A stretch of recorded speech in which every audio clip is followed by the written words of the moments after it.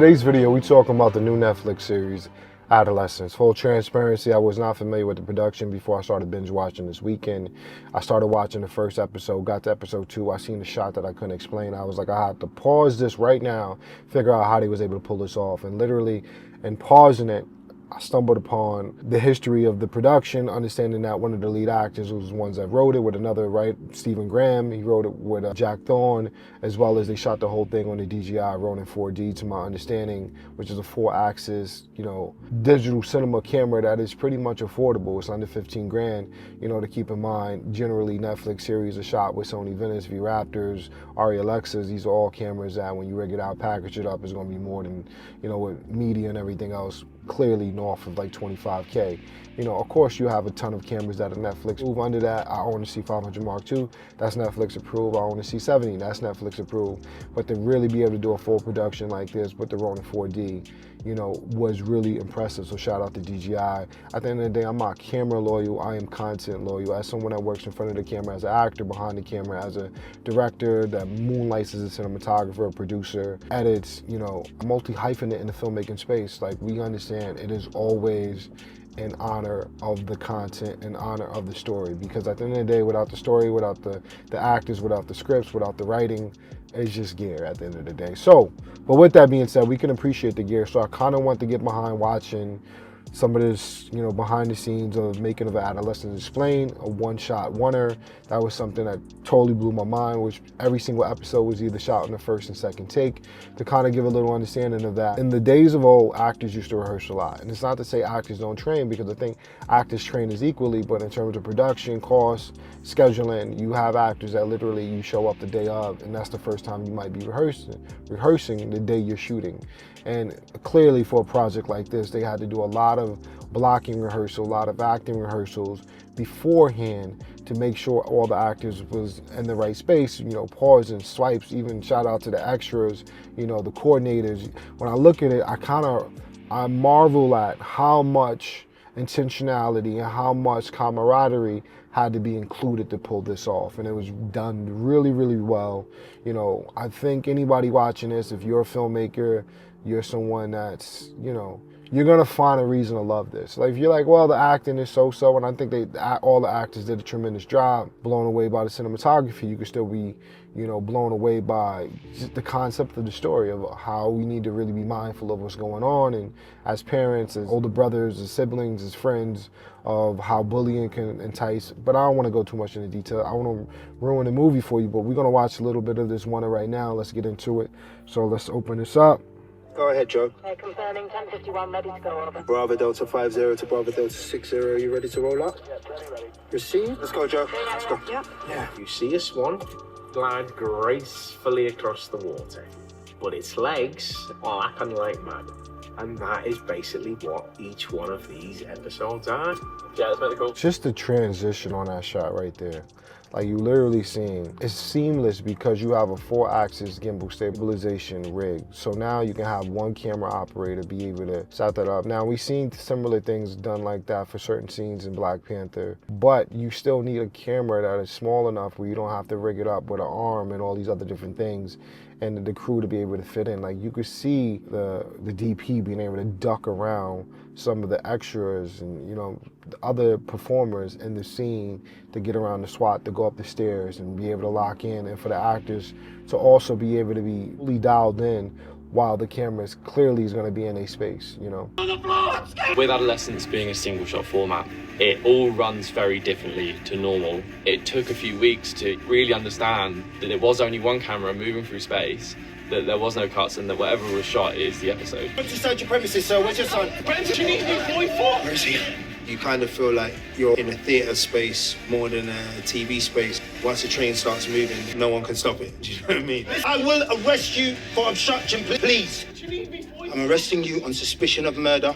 Do you understand? Dad, I haven't done anything! Adolescence is not a whodunit, it's a wide. And to kind of give a little perspective on what he said there about feeling like in a theater space. For actors that train, for the most part, this is not one better than the other, it's the medium, right? So for the most part, when you go on stage and you're doing a play, once it's action, there is no cuts, there's no audio, there's no lives, there's nothing that can save you. Your performance is right there in a moment of time. It is moment to moment at its highest level. And I'm not saying theater is better than television and film, because they have their trade-offs. I say all the time, at the end of the day, when it comes down to TV and film, I have a mic on right now. So I can speak some regular conversation level, where when you're doing theater, you have to project to the back of the crowd. You have to train and make sure your voice is ready to go. So in a little bit of a weird way, I mean this with all due respect, there's a certain level of inauthenticity in doing theater in terms of how you are operating. You know, your moments should still be real, be lived in, and be truthful, whatever technique you're using. I don't want to get into that. We can save that for another video. But for the most part, television and film, you can make choices that don't have to involve considering what's going on in the back of the room. So when you make a choice, you literally are making that choice, and everybody around you can kind of help polish that choice you made, right? So a lot of times, if you're a bigger actor, you know, it's more interesting for you to whisper a threatening command, right? Because you want to go against the grain, not be obvious, right? And that's what, you know, tough guys normally do. If you watch a ton of podcasts, you see mafia guys that literally been at it, been really about that. Like, that's why you got songs like, killers move in silence, right? Like, you don't have to be boisterous. When you see a little chihuahua, they go off, right? Because they're smaller dogs. So with that being said, theater, you are always mindful that you have to create moments that are reaching the back of the audience. But mind you, whatever you have is what you have. Television and film, there's editors, there's light, there's gaffing, there's lavaliers. You just have to be you, and everybody around that is gonna help, you know, polish that right after the moment. There's no polishing in theater. So in respect to the making of Adolescence, you do it in one shot. You got 2 takes and that's it. You know what I mean? Set it up and go. You know, so every actor got to be on. There's no flubbing the line. You got to be moment to moment. You got to stick with what's happening. You got to be so well off book and so rehearsed from everybody, from the AD to the crew to the gaffer to the sound, making sure he's out of the shots, you know, because it's a oneer. You know, so that's the reason why I'm so impressed by that. I don't know. How did this boy end up in this place? Your son, he's been arrested on suspicion of Dale over a long time span, but not do it the way normal chronological stories work. We're going to do school, then we're going to spend some time with the family. It's going to time It could happen to anybody, you know what I mean? We thought we'd be interested. for us to represent in the right way and be accurate. Is it what is happening in our world? You don't get by your side all the way through it. Right? Okay. We wanted the audience to be thinking, there's no way he's done this. This kid couldn't do that. So I'm fast forwarding because I think you should, if you're really interested in hearing everything about the detail, you know, definitely put a link in the full video down below, you know. Shout out to Netflix for having behind the scenes. I really appreciate that. As filmmakers, we're always looking up our games, but also see what a full crew is putting together. So you can see in the shot right here, you have the sound guy having to stay out of the shot. You can see the oneer right here, just set up the Ronin 4D, how everybody's gonna come sit in. They gotta take angles, they gotta have everything set up, like set the room, set the stage. It's just such an impressive dance. So for him to see this act committed by his boy, he's poleaxed in his life from that moment. To feel that they can And you can also see, if I'm not mistaken, this is the DJI wireless set, you know, so you already know. I wonder if they use LiDAR. I gotta do a little research in it.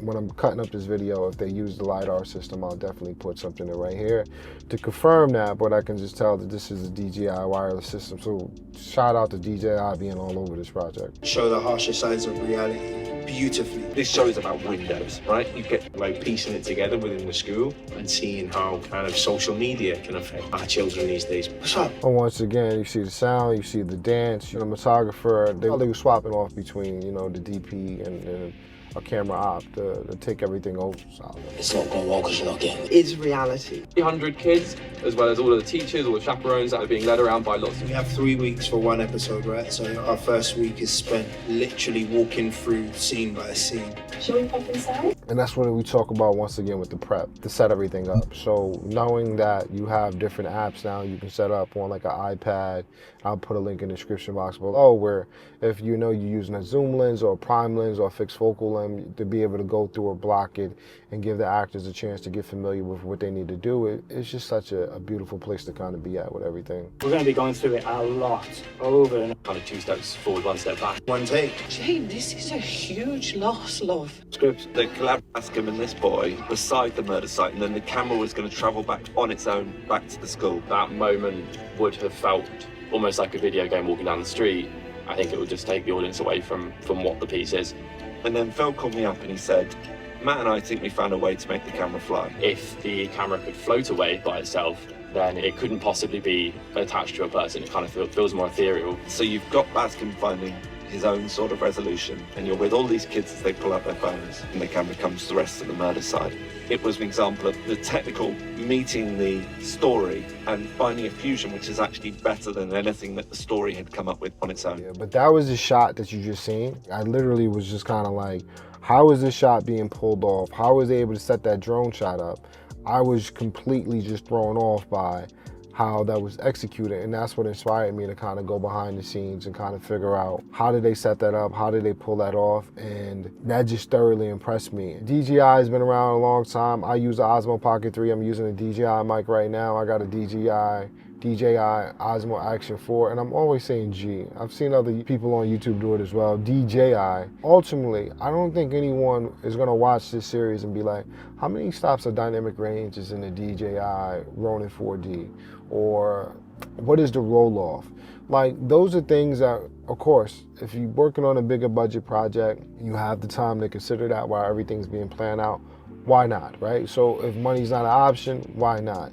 But the reason why people keep saying this is such an impressive time for filmmakers, because when a complete series shot on a camera for less than 16 grand. Make a great story, find the right tools to tell that story, and then people will tell the story about you doing all that, as I'm doing so right now. So put the story at the forefront, find out how to tell it to the best of your abilities, and the rest is history. And let the details be the details. So we're gonna wrap up the video right there. As always, I appreciate you checking out the content. If you don't mind, smash that like button, subscribe to the channel, turn on notifications, comment down below. Let me know your thoughts. If you checked out the series, what did you think about it? Did you know it was on a DJI Ronin 4D? I'm just curious, you know? But as always, stay creative, be courageous, and get on your grind.